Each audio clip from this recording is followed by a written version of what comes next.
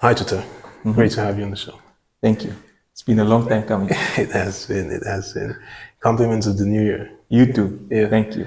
Yeah, when the people stop saying compliments, I've heard if it's past the 10th, if you meet someone in June, can you still say it? Now I think it's around Valentine's Day because now it becomes a thing of like Happy Valentine's Day or Happy Black History Month or something. That's Okay. what they say. Or I think it depends if you when you see the person, Yeah. compliments on the new year and stuff like that. But I never really paid attention to those stuff compared to now this year because I'm meeting a lot of people, so it's always like, oh, Happy New Year, Yeah. compliments to the new year, and those sort of things. Yeah. Okay, so for people who don't know you, I just want to make a quick introduction. So your name is Tutaleni Ilonga, Yes, right? So you are a game developer, designer. a game designer. There's a Yeah, difference. there's a Okay, difference. maybe we'll get into that, I guess. So a game designer, a producer, and a project manager. And you're also the founder of the TL Entertainment, which is a game development company, basically. You are a co-founder of Educate. Educate, right? Yes. And you're also a co-founder of the Game Jam Africa, Yeah. right? Yeah. Okay. So first question I have for you is, how did you get into game development or design? Okay. Yeah. So growing up, in terms of playing games, um, I had an excellent upbringing because we had a Nintendo 64. We had those little Tetris Yeah. play game stuff, and then we also had a PlayStation 2. So, so I was a huge, heavy game guy. So, if there were esports back then, I think at that moment I would have probably been an esports player because I was good at playing. Not the best, but was good in my own right. So those stuff sort of vanished away when you go to high school and you go to varsity and you don't think of the guy who creates. That concept I never even thought existed. I didn't even know what a game developer was until Enter Africa came to Namibia along with Kute Institute and they said that, hey, we're teaching this stuff about gamification, be part of the team and create a game that's connected with 15 people, no, 14 people from 14 other countries.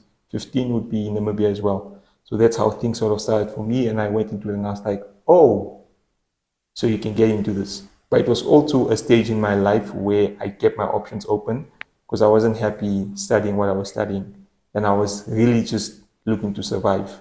You know, survive. It's like, yo, how am I going to make it? So, and at the same time, knowledge is also restricted. So we going to enter Africa. We completed that game, and then we also worked on a board game. And then I think 1 year later, I started my own thing because it was just my personality. I was always going to do something on my own because I'm not really good at following orders from someone. Yeah. So I like to work with people, not for people, basically. I wouldn't mind working for people if it's on a part-time basis, but not on a full-time because that's just my personality. I like to run things my way or run things in a group format way. So that's when I became a designer. That's when I learned that, oh, there's a game designer. Because the moment gaming was introduced, I was thinking about it and I was like, this is interesting. I never thought about the guys creating. And I was like, oh, so you have to be a coder. And I didn't like coding. I still don't like coding up to this day. So I'm Yeah. more the designer where you come up with the structure for the game. You decide how the colors are going to be. It's almost like you come up with a proposal for the game and then you have to give it to the game developer to do things. Or you have to give it to a 2D concept artist to say, we're working on this game. I need you to illustrate this. I need you to develop this and I need you to design that. So that's what a game designer is. A game designer is the guy that comes up with a roadmap for the game, and a game developer is the guy that develops it, who in most cases is the coder. So he has to code the thing. Then you have your 3D world building guys who are like architects, but they do 3D world building where they have to build the game. But they also have to like the game designer also has to like talk to them and explain to them like the roadmap. Yeah. But what were you studying before? Because I think making decisions is one thing that found to be a bit difficult for startup founders. Yeah. Especially you have a huge sort of pile of option to choose of what to do necessarily. And usually people, especially like you said, you were sort of like in dire need of something quick, Yeah. Usually people try and find the thing that sort of like benefits them as quickly as possible. You know, so they will try and do a lot of different things first. But I think I remember the first time we met was sort of like at a NIPDB event You at do remember? the village. Yeah, yeah, yeah. 2020, I think. 2020, yeah. I think it was before that. I'm not sure. I think Yeah, there were a few before events that we before did that. meet as well at the ICT summit. Yes, yes. Yeah, we were all doing ideas, but unfortunately, Yeah. they weren't paying the bills at the same time. And Exactly. it was, Yeah, so it's like the time I met you, you were doing game development, and I think I was doing something like game development as well, you know. But in every other different event that I kept seeing you, it's like you still had just that one thing, but I kept switching, you know, because I would and I saw a lot of different people. They would do one thing, and after they switch and they switch and they switch, but it looks like you stayed with this specific thing all the way up to now. You know, what was so, you know, if it's not the rewards in between, what kept you, you know, like persevering so long with this thing? yeah, I think it speaks more with my personality. Before that, I also wanted to do sports management or sports science or whatever because no one was doing it. So I wanted to bring that impact in. But if you're in something and it's not going, because for that to not go, a lot of people have to take blame for that, me included. But it's also me. I have to take blame because obviously I didn't go out as much as I used to. I didn't go out to coaches and say, "Listen, I wanna work my way up as a part-time coach or something like that," and those sort of things as well. And obviously, other people can be blamed because they didn't invest in it enough. Yeah. And others couldn't invest into it because they just didn't have money to. It was difficult. So that passion for that died down because it's just when you're into that and it's not pushed, you give up hope. You don't give up hope. You just lose interest and you realize like I need to find something that makes money. So when the gaming thing arrived, but before the gaming thing, I remember I had gone to South Africa twice and to Botswana as well. But these were one was, I think, we went to, so when you stay in Orange, you go to Port Nollet. Yeah. And then when you go to Joburg, we went with the school to go play football and stuff like that. And I saw how he does. So there's already a plant, there's already a seed implanted into that. Because once you see something outside of Namibia, you already have that thing to say, I want more. But sometimes it doesn't necessarily go. Sometimes you need to be put into a situation that reminds you again, I want more. So by the time I got back into gaming, it was, I'd gone to Ethiopia and I think I was picked to go exhibit what we were working on and stuff like that. So when I met the other developers, the competitive nature that I've always had as a kid, it started sparking up very fast. So it sparked up to the point where it was my first 8 months in gaming. So I worked on this project and I think 4 months later I was in Ethiopia. And 3 months later, I was picked to be the first ever organizer to do Global Game Jam in Namibia. And then that same year, we ended up launching that game, but it wasn't huge because neither of us were experienced because now you need skills like marketing, you need to create a page. So I was learning all those things as I was going. So, and we didn't know how to make money from it.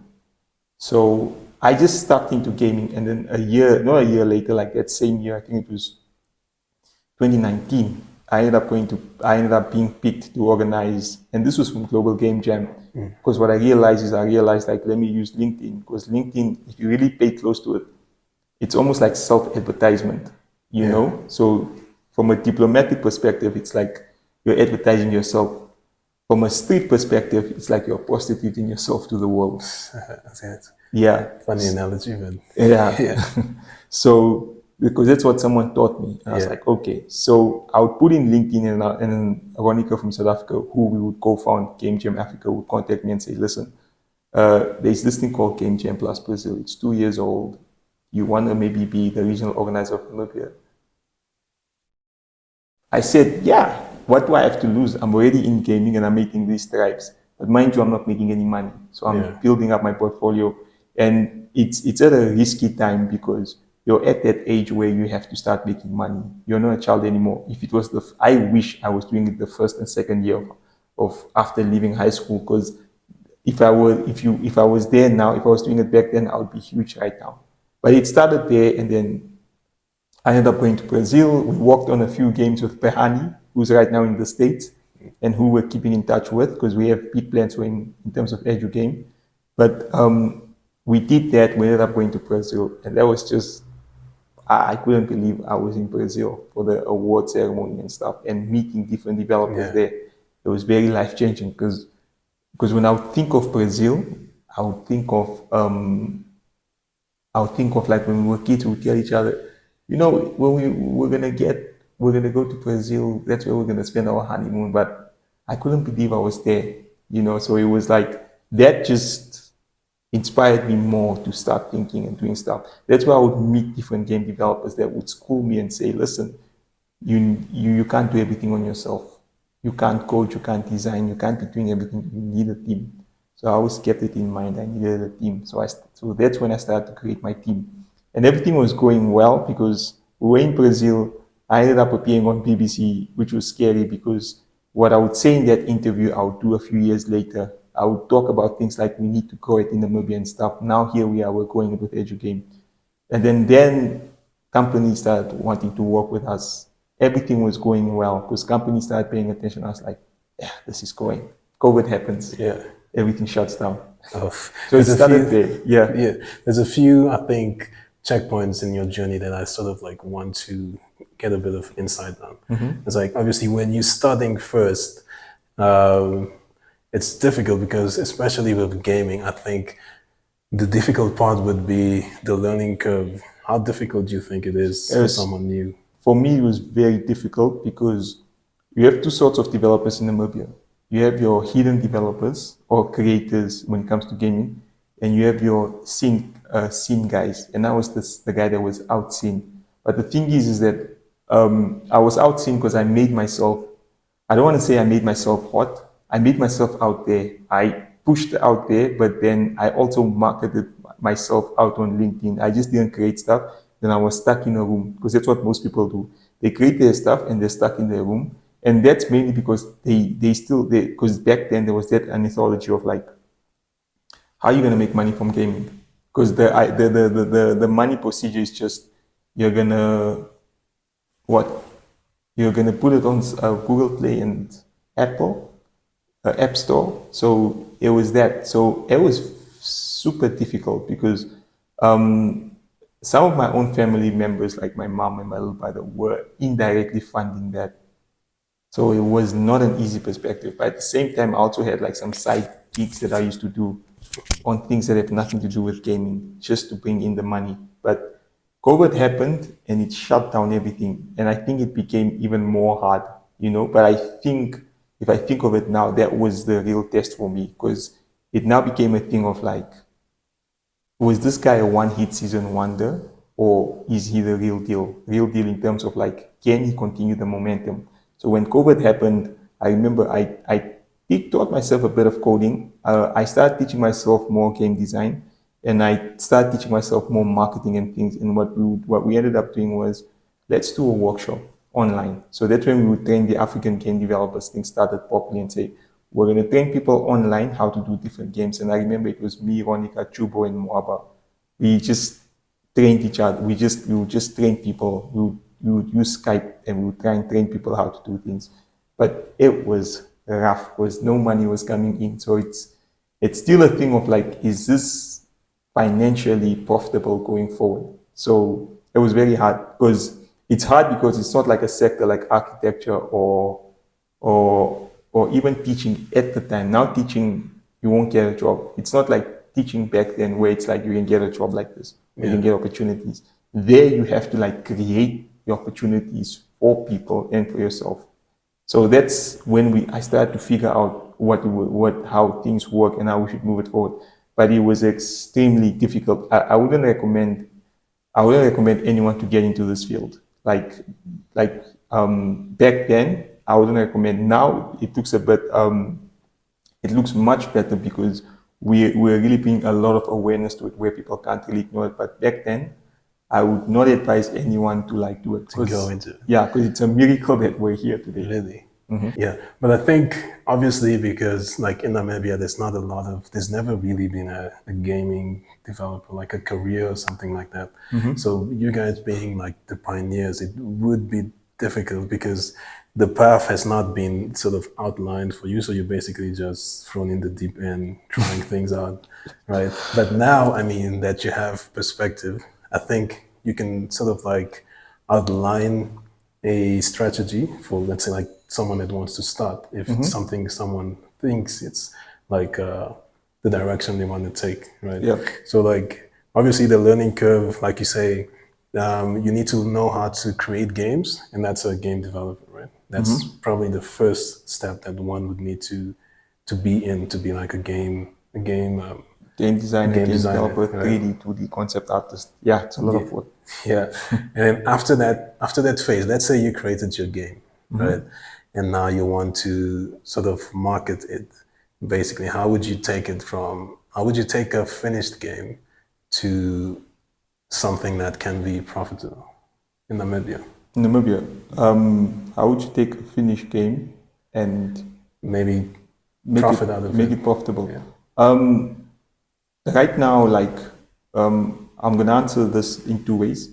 In terms of our perspective, we have stuff that we're releasing this year because we realized like some of the stuff we created years ago are hidden gems because we looked at them and we're like, wait, you can make money from promotion, you can make money from marketing, you can make money from partnering with companies. So there's like 5 different ways you can make money from.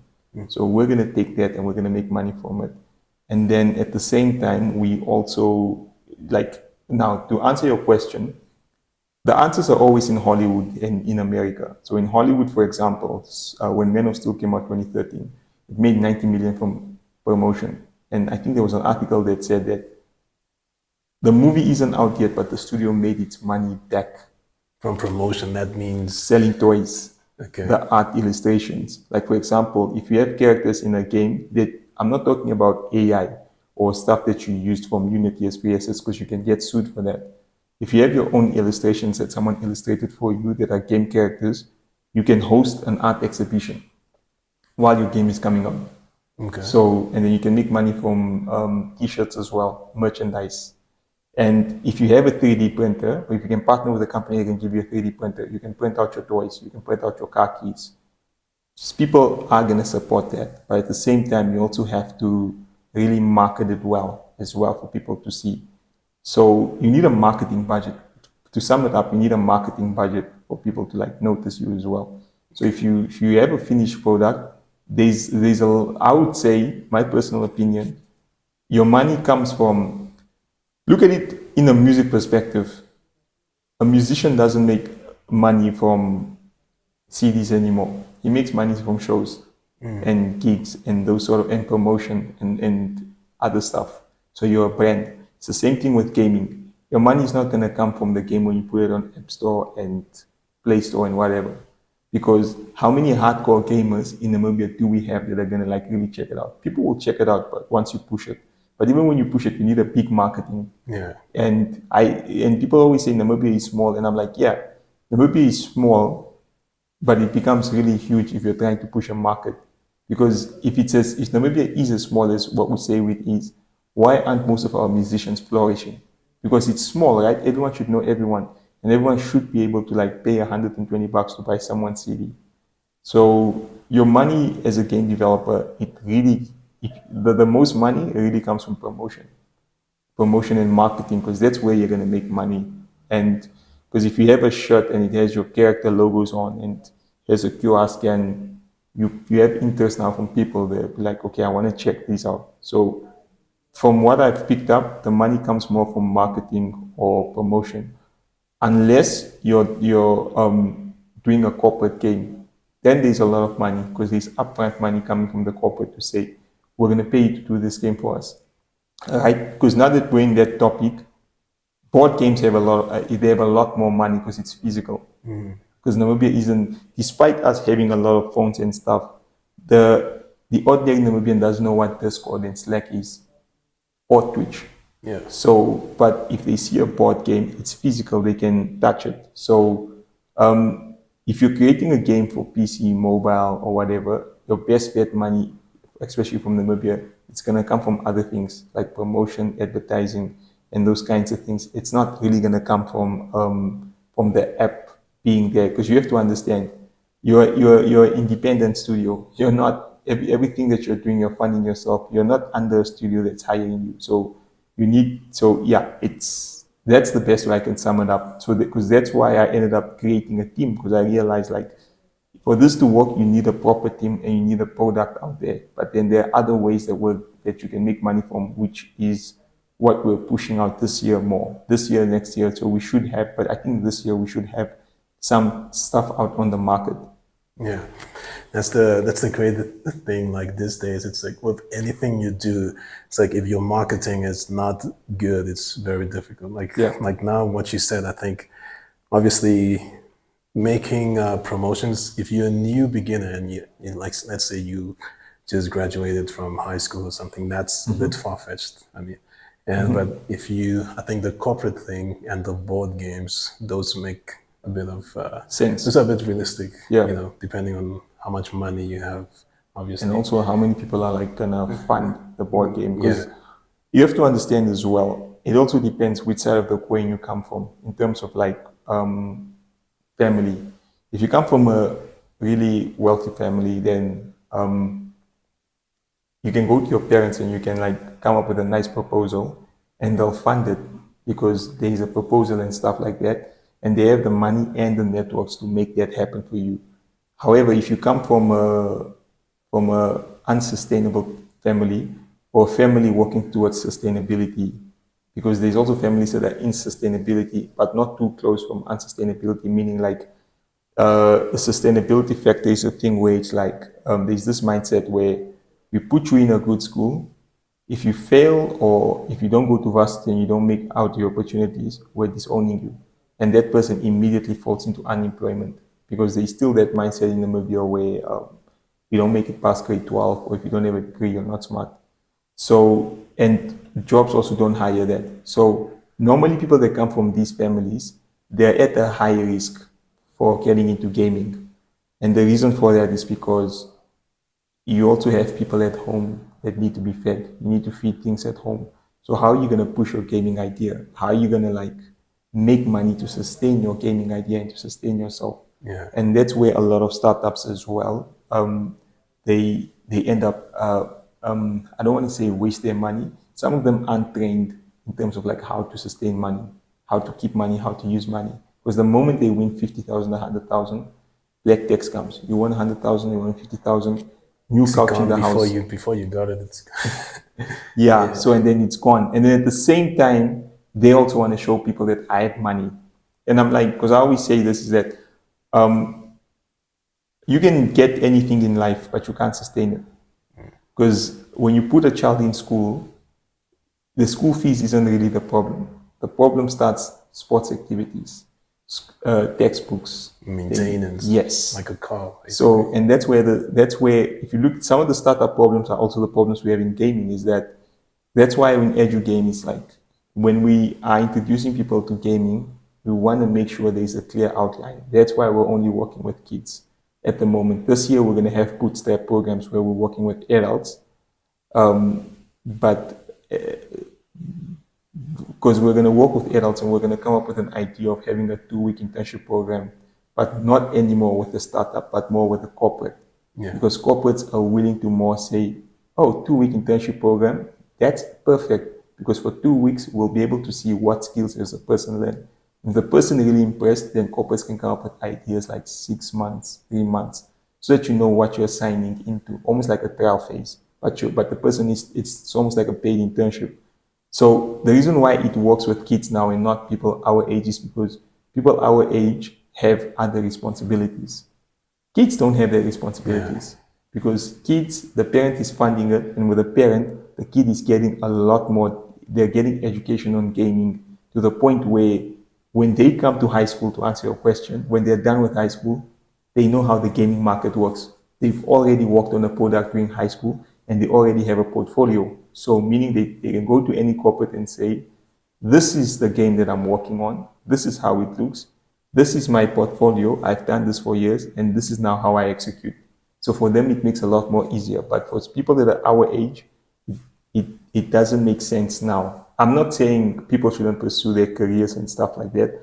I'm just saying if you're coming into it, you have to come in with a plan, and you have to be realistic, because this is not it's not Yeah. gonna work just like that. Yeah, you have to know how the market works. It's Yeah. basically what you're saying. I think for any field, Yeah. you need to know how the market works, just not for gaming, even for music. Because if you come to me, if a kid goes to his parent and say, I want to do music, the first question the parent is going to ask is it sustainable in Namibia? Because you now need to become a brand. You just can't be a musician. You now need to like see how can what other avenues can I make money from just being a musician? Because going into the studio, making the song and releasing it is no longer profitable. Exactly. Yeah. Yeah. Okay. One thing on the help from the government, if I can call it that, basically. I mean, we've been in a lot of like, I don't know what to call them, but like NIMT and stuff like that. What would you say? Innovation campaigns or stuff where you basically bring your product and then the government or people come together and then they sponsor you, basically. What help have you, like actual objective help, have you received from all of these events, Yeah. basically? Look,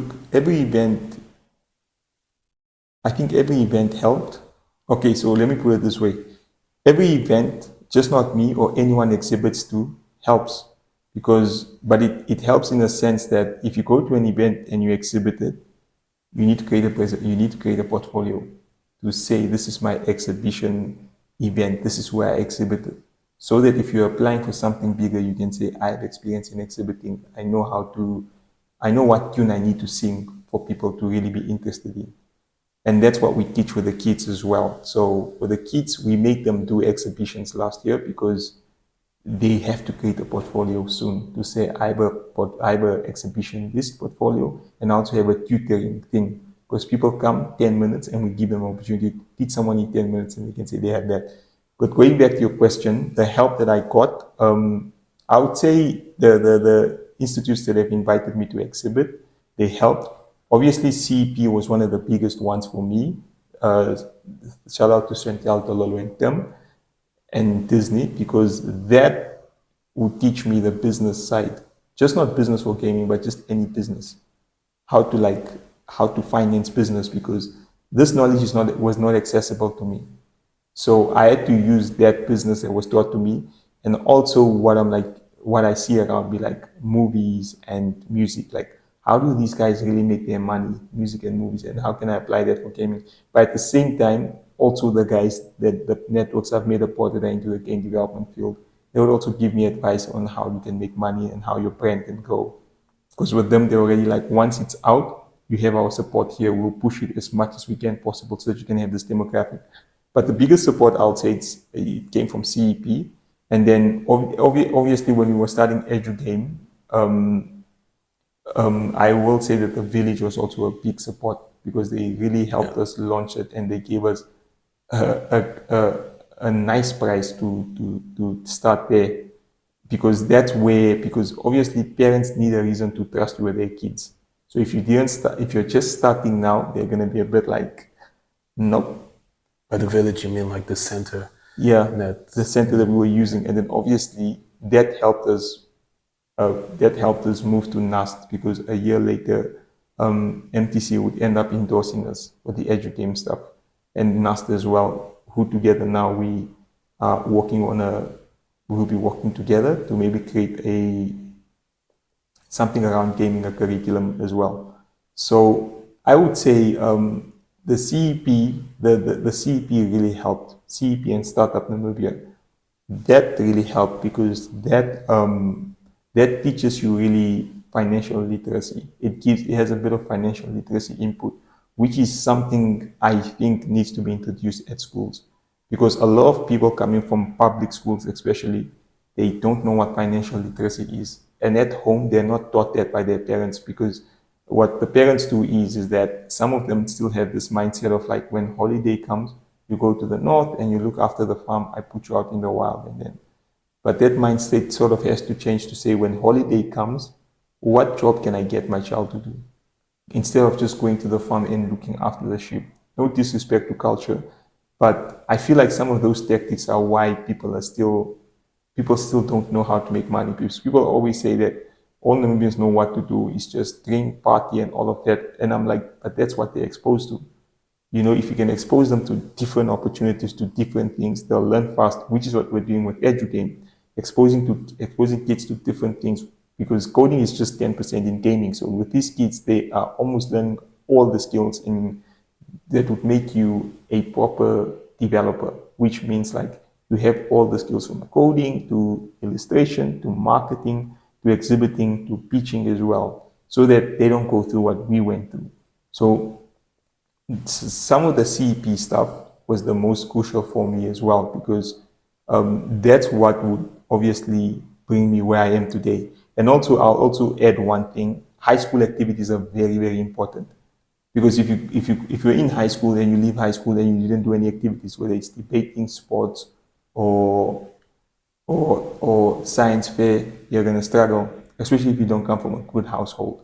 So one of the reasons why people always see I do a lot of portfolios, research papers, and stuff like that was also because in high school I was part of something called Model United Nations, where it was like a debating thing. So that thing plays a huge role up to now, because now I have that thing that carries beyond, that says I know how to pitch and I know how to talk and explain to people certain things. Yeah. If you were to give a quick description on what EduGame does and what TL Entertainment is as well. So EduGame is a company. It's a game development hub in Namibia, game development innovation tech hub that sort of teaches skills around gaming and also other stuff tech related. An example would be one of the bootstrap programs that we're going to be having is going to be centered around marketing and communications, meaning how can tech be used to further better marketing and communications relations. So this is where you're going to teach people things like Canva. You have a social media page, right? Okay, how do you do your own design so that you don't rely on people to do? And then obviously with the other stuff is that EduGame also teaches kids how to create their own games. So different aspects of gaming it, but also because at the end of each program, we, the parent and the life skills teachers, need to meet so that we can also help kids, because through gaming, we also use the different gaming skills to also understand what sort of skills does the child have. For example, with this dyslexia kids, they do very well if you introduce board games to them. Introduce board games and you teach them math, they understand quickly. If you use board games to introduce reading and stuff, they gravitate to it properly. Same thing with visual students and short attention span, which is what I have, is that we are not made for the traditional teaching methods. We're more modern methods, meaning like things need to be introduced to me visually or very engagetive, because if you sit and you teach, I can only give you 5 minutes and my attention span is gone. So EduGame is sort of that, but it's also working on a curriculum to gamify the education system, make education cool again. Because if you can introduce what kids are into in an education perspective, they'll all pass. Because I think I read the newspaper recently and it said, I think, was it 500,000 students or something? I could be wrong. I'm speaking under correction. Aren't eligible for tertiary education or whatever. But when I see something and how this is spinned, especially by certain people that have high positions within the government, is that this is spinned as a thing where we blame the parents for the phones and we blame the kids for not staying at home and studying and those sort of things. Whereas I look at it and say, if you can take the education to what the kids are exposed to, if you can if you can introduce apps for teaching kids and stuff like that, that number will significantly come down, because the education is exposed to them in a way that they're not used to, because the world is evolving. And if you're still stuck in your old ways to say, but when we were growing up, it's different, Because remember, at some private schools, they can pick out what dyslexia is, what ADHD is. If you go to the north at a village, they don't know what that is. So the child will never pass. And if the child tells you that I have a short attention span or I have ADHD, what terms are those, right? Like what terms are those? No, you're just lazy.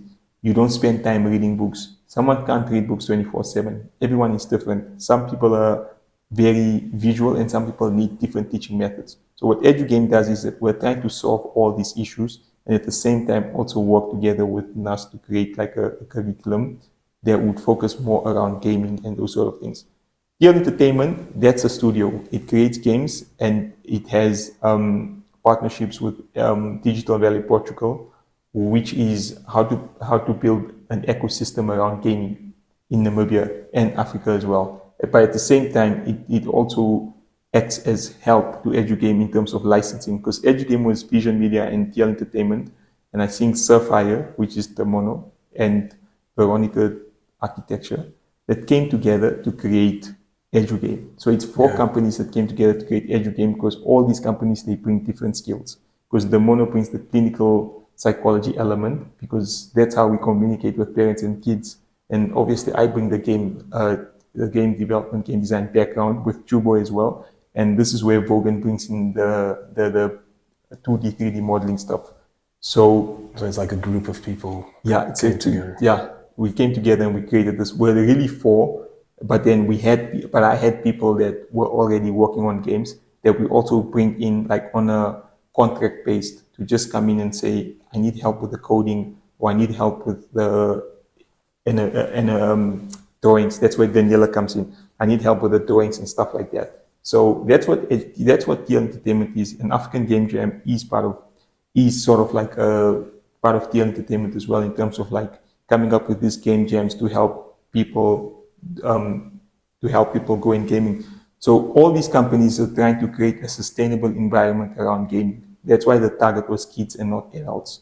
With adults, the only target basis that we're going to work on right now is more for workshop based, where we give you information that's very quick and accessible, but that it teaches you how to make money in a different way. Because if we're going to have like a bootstrap program for architect students, we're going to have to teach Blender, Unity, and Roblox, so that when they are done studying and they go to a company, they can show this company and say, I can design in AutoCAD, Unity, and Blender, and Unreal Engine. And companies are going to look at that and say, this is actually someone we want, because we want to start developing more in Unreal Engine instead of AutoCAD.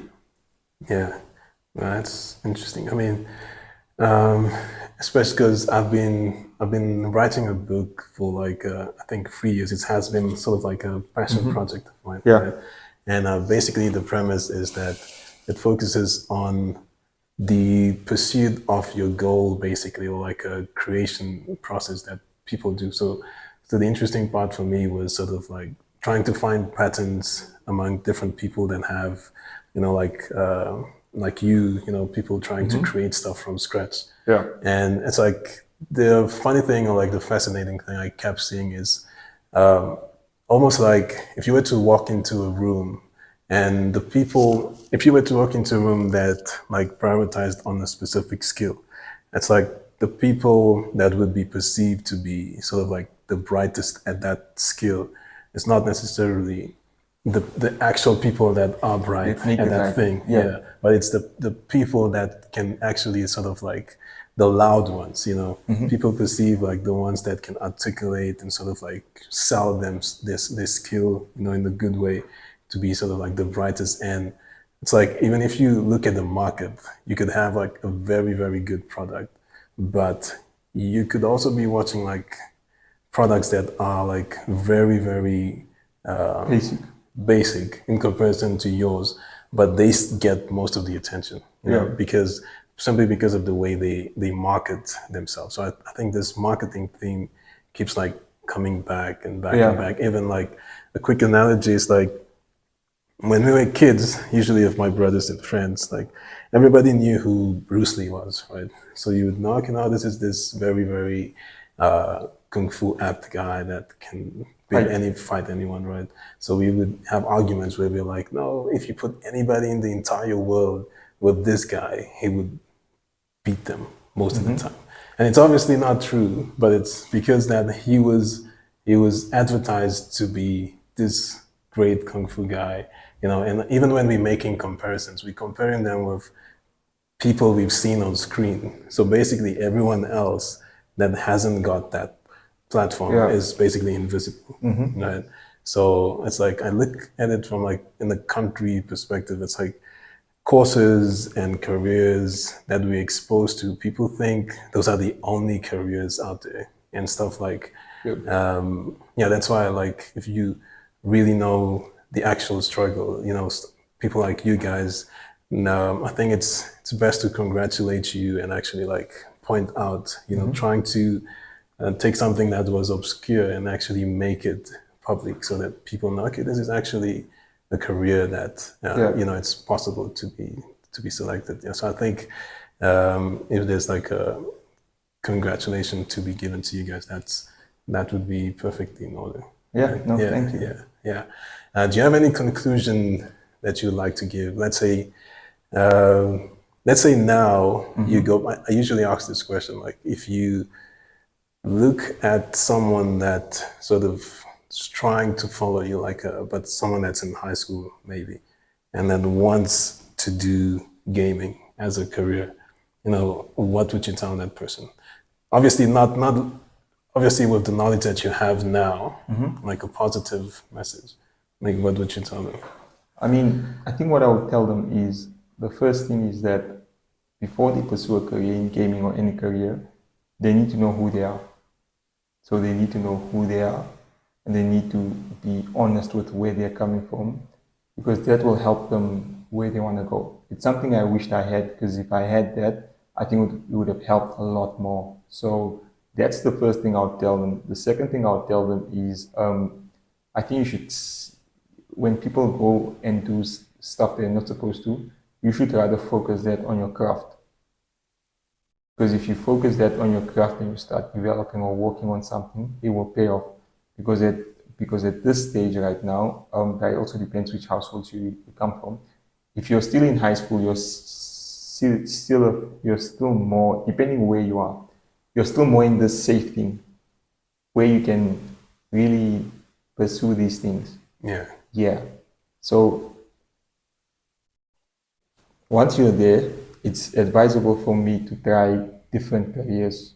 Not different careers, but if you're grade 11 or grade 10, grade 12, or whatever age, it's always smart to start off a LinkedIn account, you know, and then what you're up to, you can just start posting it there. If you have an illustration you're working on, you post it there.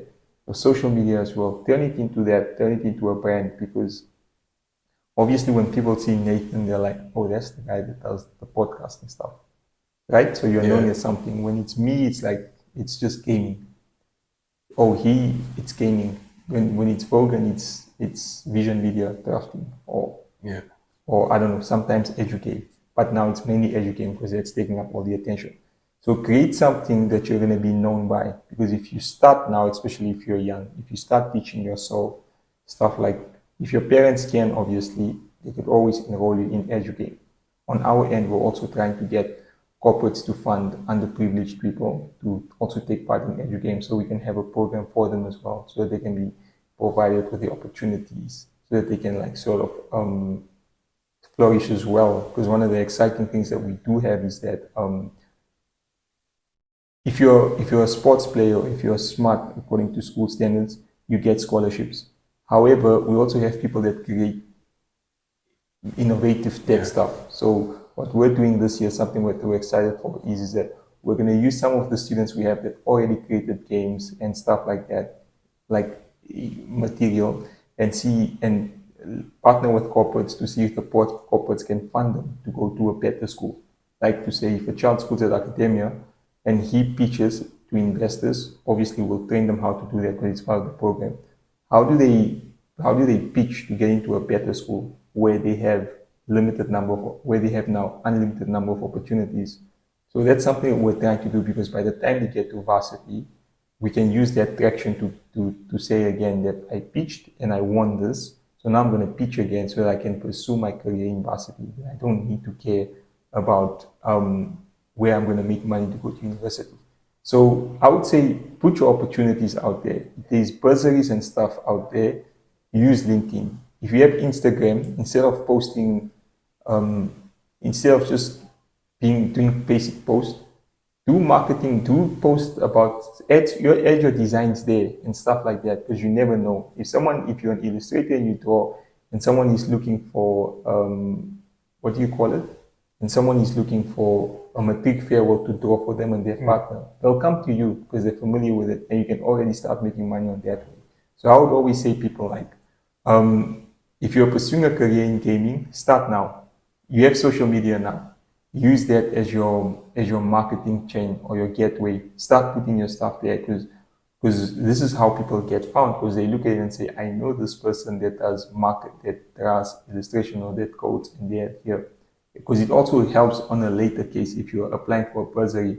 Because if you're applying for a bursary, the advantage that you might have that other students might have is that you can come up there and say, I have a portfolio of my work. Yeah, so actual proof. Yeah, I have actual what proof. You've been doing. Instead of just looking at the school systems, because our school systems only offer qualification, not actual education. I actually have the proof to say I can get the work done. And if you're not going to fund me, at least give me a job where I can do adverts, where I illustrate for you, so I can raise funds for myself to go do something for myself. Yeah, nice. And it's free. I mean, people used to pay for television just for a simple ad, but now you can freely post on the internet, Instagram, LinkedIn, and that's how things work nowadays. Exactly. How can people find EduGame if they want to enroll their kids or TL Entertainment? So EduGame Namibia is on, we're going to have a website launching soon. So we're on LinkedIn, Instagram, and Facebook as well, but we're mostly active on LinkedIn and Instagram. So it's EduGame Namibia. So an email as well, edugamenamibia@gmail.com. So that's where you find it. If you want to enroll your kids, I would say maybe contact us now, because we're only taking a limited number of students. So if you're obviously outside of the city, those are still the same documents, because we have an online program.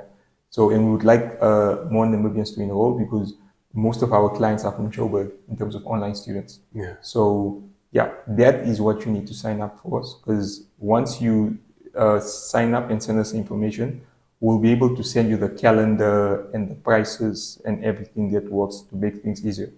Because we also have our progress report that's out. So for parents that are maybe doubting, is EduGame working? Maybe go see our progress report, because our progress report is to see everything that EduGame has done last year to set the parents' minds at ease. Okay, nice, awesome. Yeah. I think I'll put the links in the description also. Definitely. And, thank you. Great, this was good having you here. This was always good. We should do this again. Definitely. Cool. Cheers. Cool.